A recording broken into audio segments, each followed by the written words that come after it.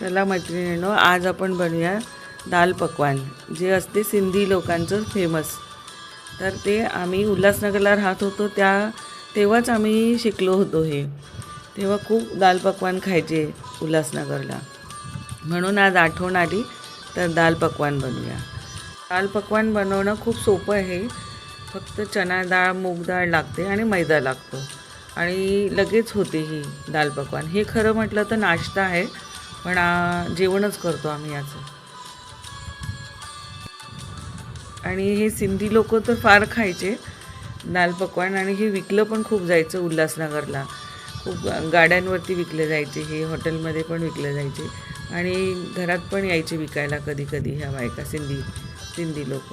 म्हणून आम्हाला ते खूप आवडतं दाल पकवान. आम्ही कधीतरी बनवतो, आज खूप दिवसानंतर बनवतो आहे. त्याकरता आपण चणा डाळ घेऊया आणि मुगाची डाळ. चणा डाळ थोडं जास्त घ्यायची आणि मूग डाळ दोघं घेऊन त्याला पाण्यात भिजत घालायचे. 4-5 तास तरी भिजली पाहिजे ती डाळ. ते गोड चटणीला आपण चिंच पण भिजत घालूया. त्यात काय चिंचेचं कोड पण घालावं लागतं थोडंसं आपल्याला, आणि पुदिनाची चटणी. तर मी ही चिंच भिजवते आता पाण्यामध्ये, आणि यालाही 2 तास ठेवून द्यायचं भिजवून. चिंच आहे ना, जी आम्ही आता गावी गेलो होतो ना, त्यावेळेस आम्ही खूप 3-4 किलो चिंच घेतली आहे आणि तिला फोडून उन्हात घालून त्याचे बिया काढून त्याला हिंग लावून ठेवलं आहे. आता आपण डाळ पाण्यात भिजत घालायची, पाणी टाकून, आणि 4-5 तास तिला ठेवून द्यायचे. चिंचेला पण ठेवून द्यायचं भिजत घालून, म्हणजे ती मऊ होते आणि त्याची मऊ आपल्याला कोड काढावा लागतो चांगला हाताने काढून याच्याने. हे दोघंही भिजत घालून ठेवून द्यायचं. 3 ते 4 तास ठेवलं तरी चालेल, 3 तास तरी ठेवलं.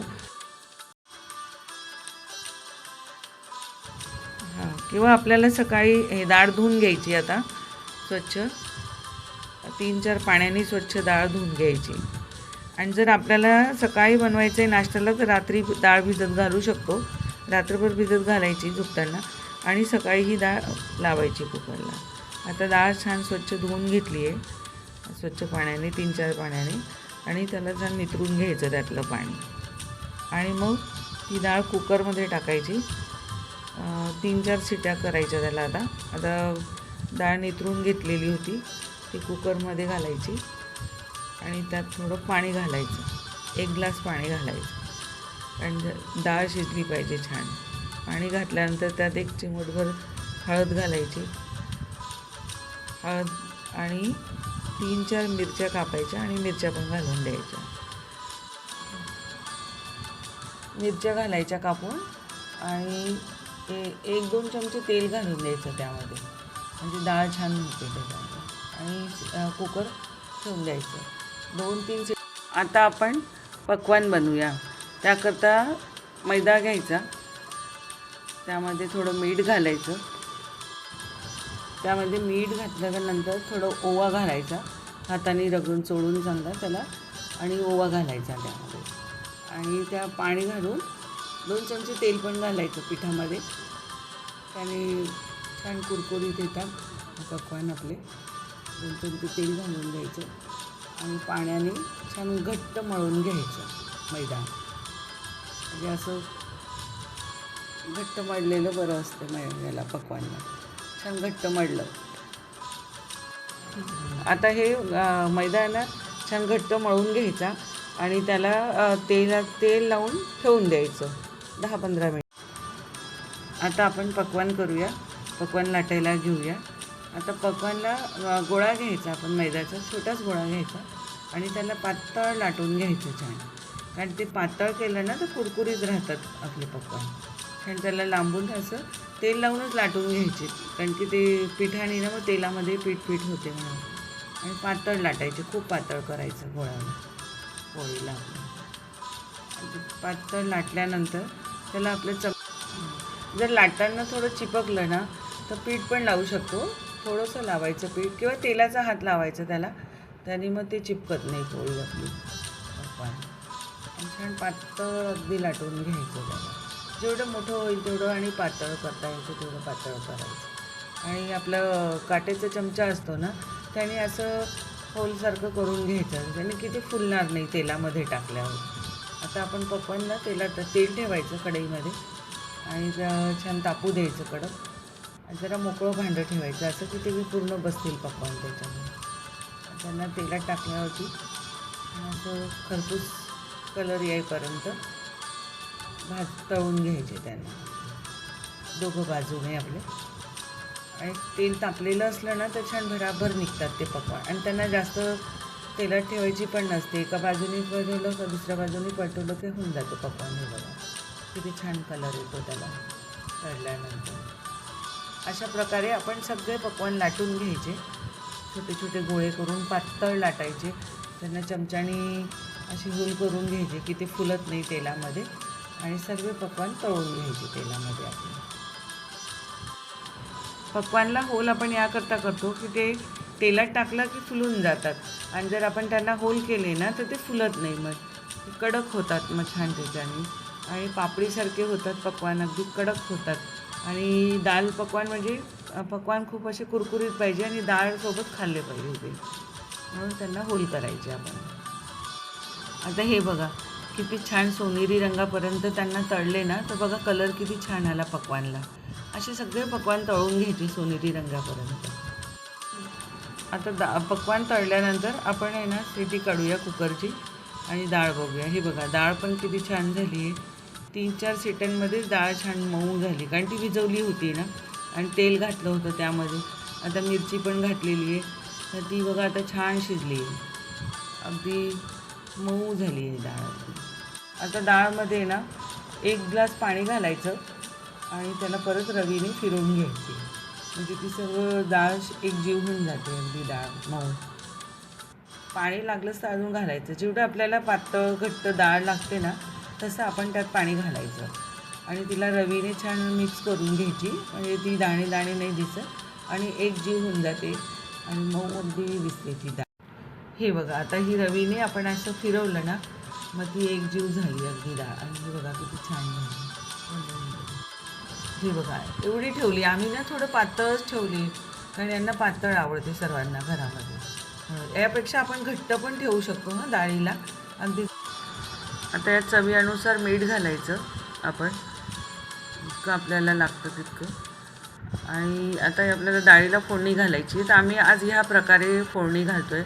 या डाळीमध्येच धणा पावडर आणि लाल तिखट, धणा पावडर 2 चमचे धणा पावडर टाकायची, जितकी डाळ असली त्याप्रमाणे. 2 चमचे भरपूर होतं, मग छोटे चमचे आहेत आमचे खूपच. आणि लाल तिखट जितकं लागेल, कारण आपण हिरवी मिरची पण घातली आहे डाळीमध्ये, म्हणून थोडं लाल तिखट कमी घालायचं. तर 2 चमचे लाल तिखट घालायचं.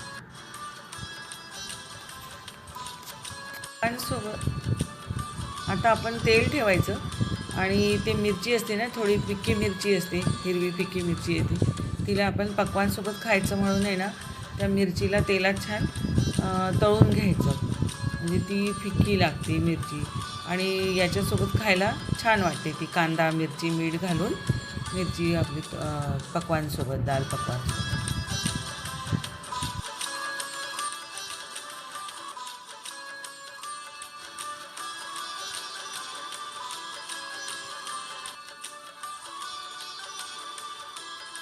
आता मिरची तळल्यानंतर तेल तापलेलंच असते, त्यामध्ये खूप जिरं घालायचं, जरा जास्त जिरं घालायचं, छान वाटतं त्या डाळीला फोडणी घालायला. जिरं छान तळतळलं ना, आपलं फोडणी घातल्यासारखं तळतळ आवाज आला की त्या जिऱ्याला तेल आणि जिरं फोडणी आपण ह्या डाळमध्ये घालूया. हे बघा छान फोडणी घातली त्याला. आता ह्या डाळीमध्ये तेल ओतून द्यायचं आणि त्या डाळीला छान मिक्स करायचं, म्हणजे फोडणी झाली आपली. वरनं कोथिंबीर घालायचा भरपूर डाळीमध्ये. फोडणी घातल्यानंतर वरनं कोथिंबीर घालून द्यायची आणि डाळ मिक्स करून घ्यायची. हे आपलं दाल पकवानची डाळ रेडी झाली. याला आता उकळी नाही घेतली तरी चालते किंवा उकळी घेतली तरी चालेल, उकळली तरी चालते, नसली तरी चालते. हे बघा आता आपलं डाळ पकवान रेडी झालं आहे. आता आम्ही जेवायला बसतो आहे आणि ही दोनच पकवानमध्ये आपलं पोट भरून जातं, कारण आम्ही मोठे मोठे पण केले. आता आपण प्लेट तयार करूया. आता यात पकवान ठेवले आणि यात आता डाळ टाकूया. आम्ही सांगितलं ना, आम्ही थोडी पातळच केली आहे डाळ, आम्हाला पातळ आवडते, पण तुम्ही घट्ट ठेवा डाळीला थोडंसं. आता ही डाळ टाकली तर त्यामध्ये आहे ना पुदिन्याची चटणी टाकायची. ती आम्ही काय आधीच वाटून ठेवली होती, आमच्याकडे पुदिना चटणी असतेच फ्रीजमध्ये. मग त्यामध्ये टाकायची पुदिन्याची चटणी. याला पुदिना, हिरवी मिरची आणि आलं, काळं मीठ घ्यायचं आणि चटणी वाटायची पुदिन्याची चटणी. ती टाकल्यानंतर चिंचेचं पाणी घालायचं थोडंसं, जास्त नाही, त्याने आंबट लागतं जास्त घातलं की. आम्ही थोडंच घातलं, 2 चमचे 3 चमचे. आता हे चिंच घातल्यानंतर त्यावरती कांदा घालायचा. कोणाला बाजूला आवडतं तर बाजूला ठेवायचा खायला, नाहीतर मग त्यावर घालून डाळवरती घालायचं. मिरची ठेवायची. आणि हे बघा आपली प्लेट रेडी झाली दाल पकवानची. आणि पकवान पण छान सोनेरी रंगाची झालेली आहेत आपली. आणि डाळ पण छान कलर आला आहे डाळीला. हे बघा हे चिंचचं पुदिन्याची चटणी. प्लेट रेडी आपली. आणि खा मैत्रिणींनो तुम्ही आणि बनवा. मैत्रिणींनो तुम्ही आमच्या चॅनलला लाईक करा, शेअर करा आणि सबस्क्राईब करा.